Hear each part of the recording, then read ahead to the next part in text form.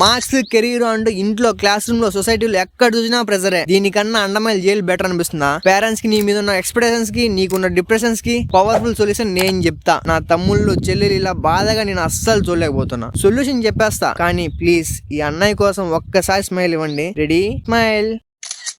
అది అలా నవ్వుతూ ఉండాలి. నీకు నాకు మనిషి అన్నాక ఎవరికైనా ఉండేదే కంపారిజన్. ఇది ఎక్కువైతే టన్నుల కొద్ది డిప్రెషన్ వద్దన్నా వస్తుంది. నేను comparison is equal to self destruction అని గట్టిగా నమ్ముతా.